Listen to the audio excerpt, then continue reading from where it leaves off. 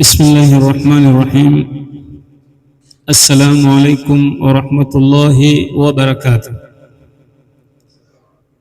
الحمد لله رب العالمين، والصلاة والسلام على سيد المرسلين أشرف العرب والأعجمين، وعلى آله الذين تمسكوا بدينه إلى يوم الفوز والنعيم، وأصحابه الذين لا خوف عليهم ولا هم يحزنون.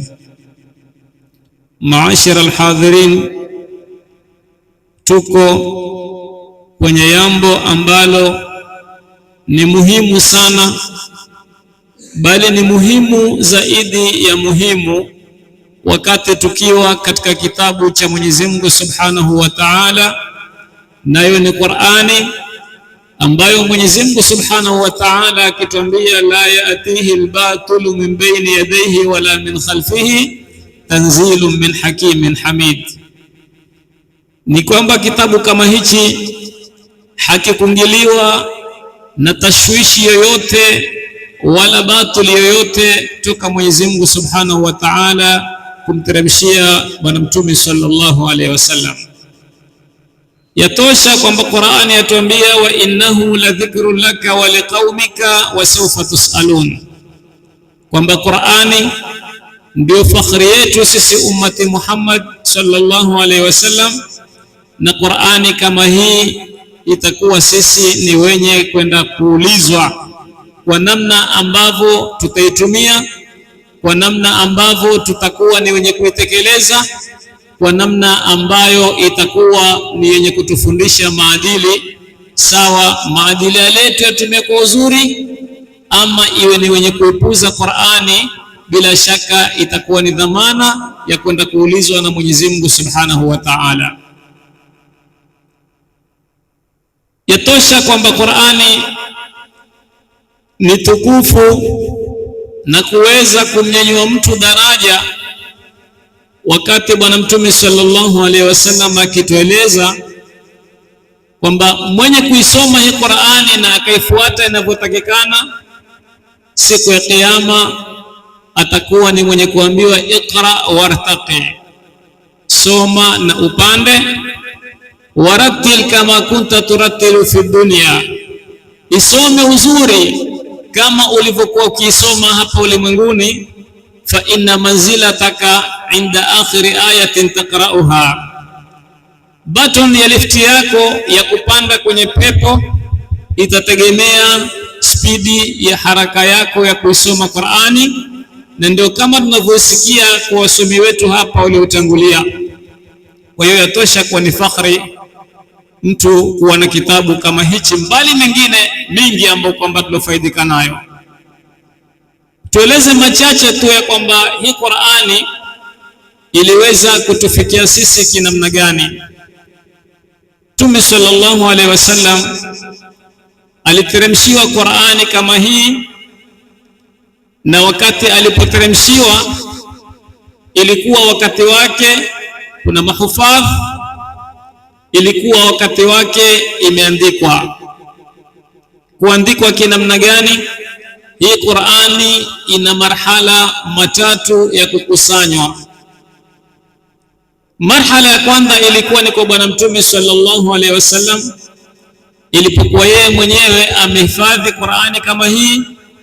Na kwa Bwana Mtume kuhifadhi Qur'ani si uzito, kwa sababu Mwenyezi Mungu Subhanahu wa Ta'ala alikuwa amemtukulia dhamana akimwambia la tuharrik bihi lisanaka litajala bihi inna alaina jam'ahu wa Qur'ana.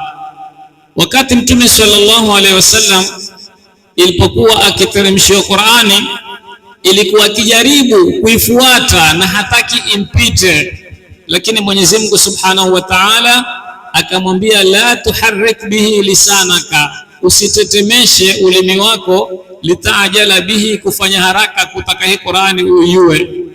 Sisi ni dhamana kwetu sisi, inna alaina jam'ahu wa Qur'ana, ni ule tu sisi kukusanyia hiyo na kuweza kusomea.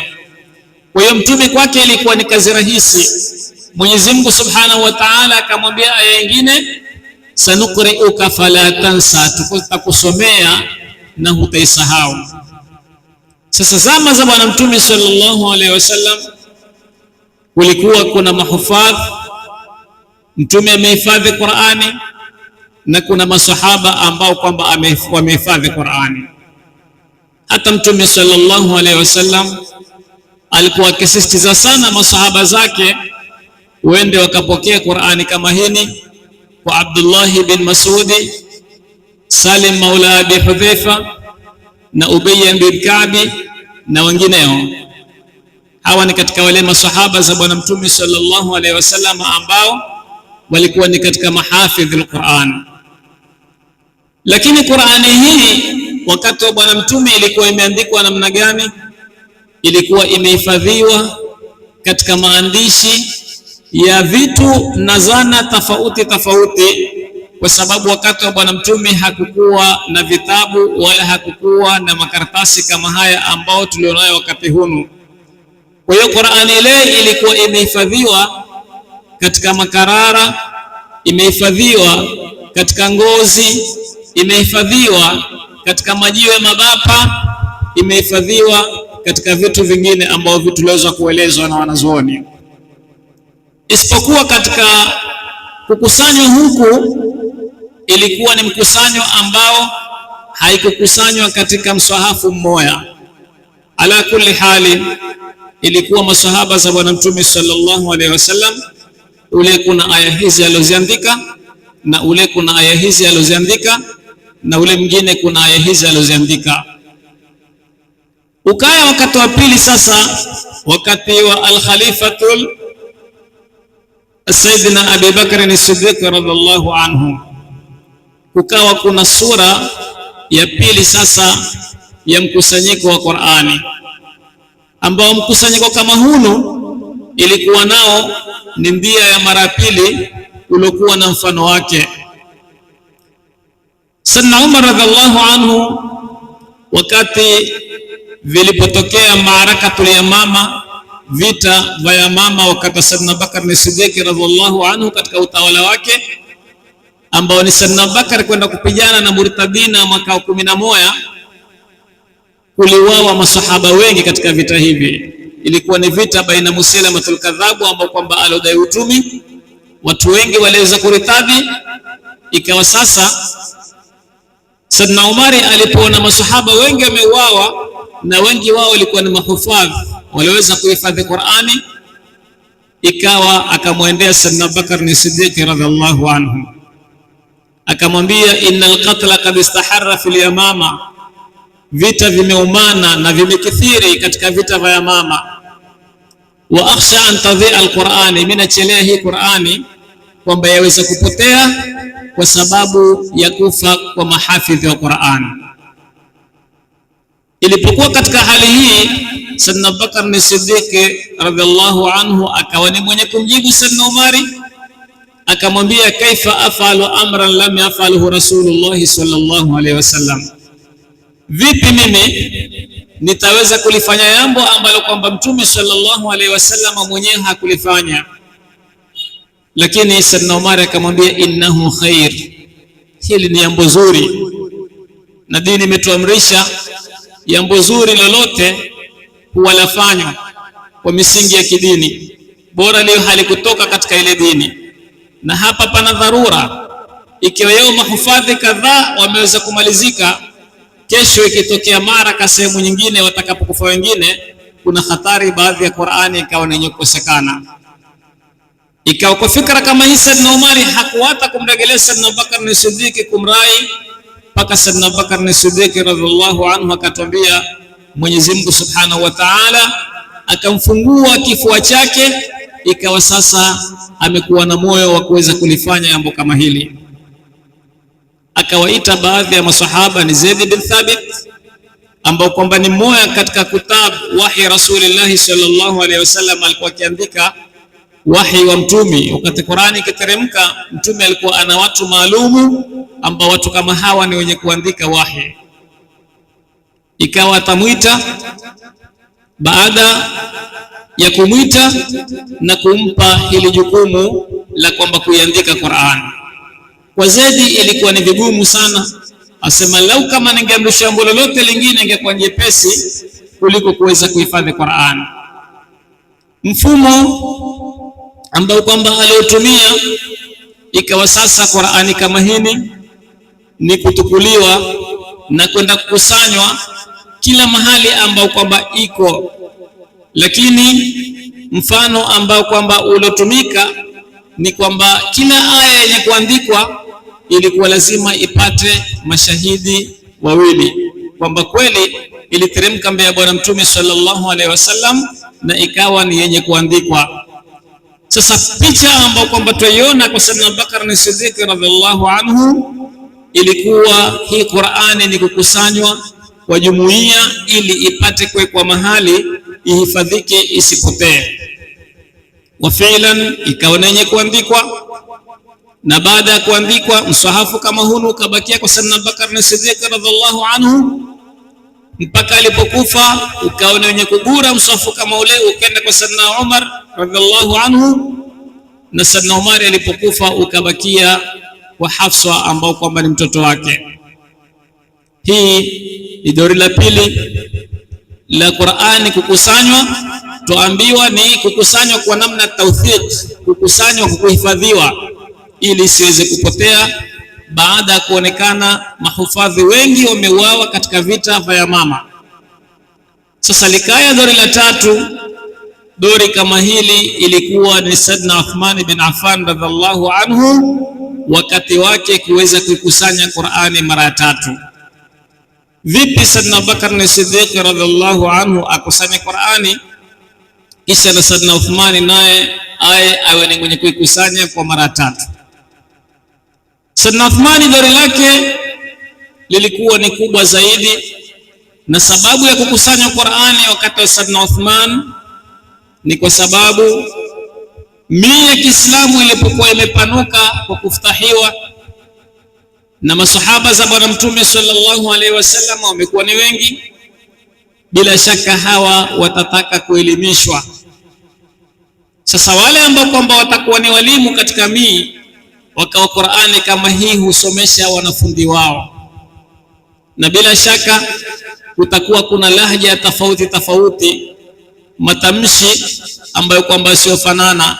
Mfano wetu tu mzuri hapa Amu tulipo, ukiangalia sote ambayo kwamba ukienda Lamu East, Lamu Mashariki, utapata kuna miji kadhaa vijimbo ambavyo viko karibu, lakini lahja anayotamka huyu sio lahja anayetamka mahali pengine. Matamshi yetu sisi ni mbali na mwingine anavyotamka ni vingine. Sasa ilipokuwa wanafunzi wa Bwana Mtume sallallahu alaihi wasallam wamekuwa wengi na mimi imepanuka, ikawa watu sasa husomeshwa, na kusomeshwa huku kila mmoja ana lahaja yake, tukaendelea mpaka kumekuwa na hatari sasa, kwa sababu Hudhaifa bin Yaman wakati alipokwenda kufutahi zile kina Azerbaijan na Armenia, mimi ambao kusehemu za Uturuki kule, aliona tofauti inayopatikana baina ya watu wa Sham na watu wa Iraq, ambao ilikuwa hali kama hii. Qur'ani sasa kila mmoja asoma kwa lahaja yake, na wanafunzi hawa wakienda kuwasikia wanafunzi wengine wasema kwamba sisi ndio tuko sawa, wengine wako jongo. Wengine wakisoma wasema kwamba sisi ndio tuko sawa, wengine wako jongo. Hudhaifa bin Yaman alipopata tofauti kama hizi, akaya kwa Sayyidina Uthman bin Affan radhiallahu anhu, akamwambia ya amira almu'minina, amira almu'minina, adrik hadhihi al-umma, upatilize umma huu, li alla yakhtalifu fi kitabillahi ikhtilaf al-yahuda wan nasara. Umma ujaribu kuutadaraki na kuweza kuupatiliza, kwa sababu kusio kupatikana tofauti katika kitabu cha Mwenyezi Mungu kama ilivyopatikana tofauti katika vitabu vya Mwenyezi Mungu alivyosteremsha kutoka mbinguni.